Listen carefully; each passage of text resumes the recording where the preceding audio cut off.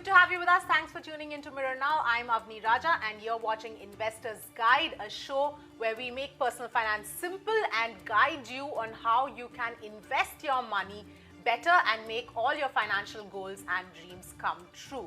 Joining me on the show is Feroz Aziz, Deputy CEO, Anand Rathi Wealth Management. Feroz, thanks so much for joining us on Investor's Guide. And the topic that we're talking about today is something that, has been creating a lot of buzz, especially in the last few months in light of the uncertainty due to the pandemic.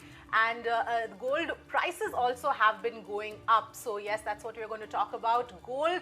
How much should you be investing? What are the different ways, and why you should be careful about how much money you actually put into gold? So, Feroz, of course, when it comes to gold, it's something, at least in India, that we love buying gold.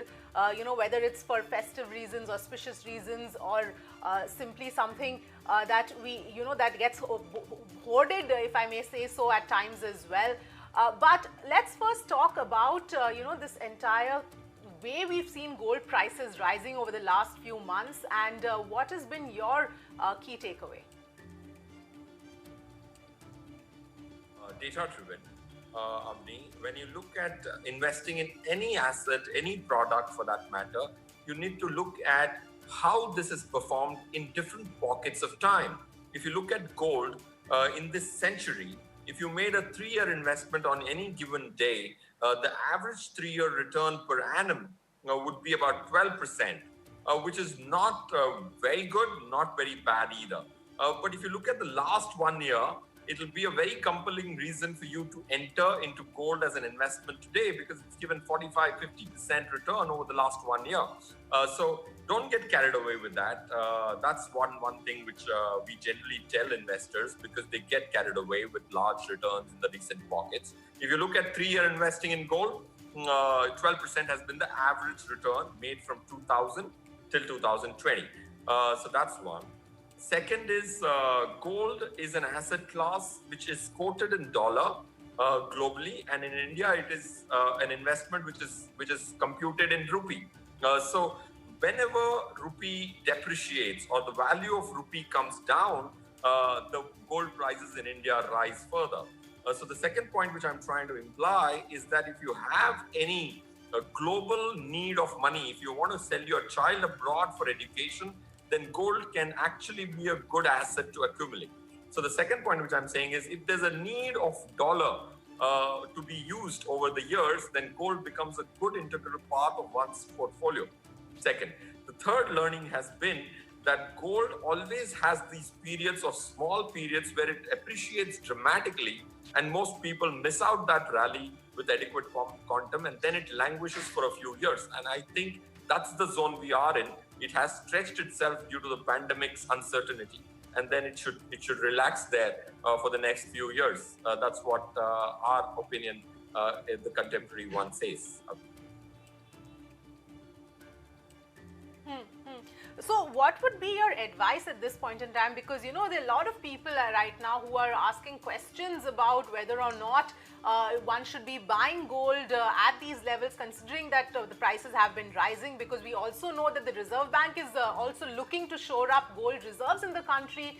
There is a lot of uncertainty, and as we know, gold always works well, especially in times of uncertainty. So what would be the advice here about approaching this gold investments? So, of course, whenever there's uncertainty, people run towards the safe metal or a safe haven like gold, especially when the central banks across, all the banks are pumping in a lot of money in the marketplace, and that creates a certain degree of demand for gold, point one. Point two, we generally think that it has to be a strategic allocation. It cannot be a disproportionate allocation.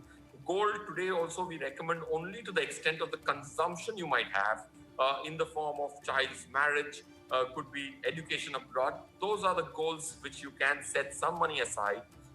Three, if you look at where we stand today in the range of 50 to 55,000 on Indian rupee gold prices, we don't see that over the next 3 years appreciating more than 10-12% in the next 3 years. So if your expectations are a fair bit tapered to this range of 10 to 12%, then you will not be disappointed. if you're extrapolating what you achieved as return in the last 1 year, in the next 1 year, then surely you're going to be disappointed. Yes, absolutely, Feroz. And one more important point, I want to just highlight here is that when you buy gold jewelry, that is not really gold investments. And that is something that a lot of people have a misconception about, saying that, I've bought this much gold jewelry, so that's in gold investments and that's important to have. But, I want you to just highlight that and reiterate that it's really not the same thing. Yes, Avni, I think you've hit the nail on the head. So basically, jewelry, quite a few of us as Indians always in the historical past have perceived jewelry as an investment. Anything which has to be an investment, you should be able to buy and sell it at similar prices. Today, the making charges are close to 8 to 10, 12%.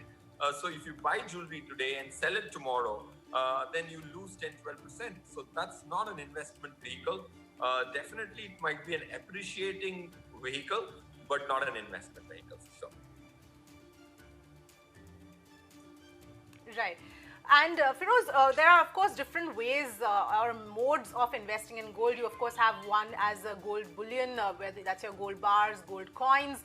You have gold ETFs that are offered by mutual funds as well, gold funds as well, mutual funds that invest in gold as well, and also sovereign gold bonds, which the government has started offering now. What would sort of be your advice in terms of how to choose which vehicle would work best for someone? So, Avni, to my mind, when it comes to a product or a vehicle selection for gold, it's very easy because one of them beats the rest of them hands down. That's the sovereign gold bond. From an investment standpoint, a sovereign gold bond beats the rest of the alternatives, be it the bars, the coins, the ETFs, the funds, gold funds, because it gives you a 2.5% per annum interest over and above the gold price appreciation, which gets locked in at the time of purchase. So 2.5% a year is a very, very big additional gain which you get over and above the gold prices. Point one. Point two is that the tax on these at maturity is exempt. So the capital gains on sovereign gold bonds is a zero. Even equity today gets taxed, but sovereign gold bonds, if held till maturity, can have zero tax. So that can save you another 2.5% a year. So sovereign gold bonds can do 5% better per year than a gold bar or gold ETF for that matter.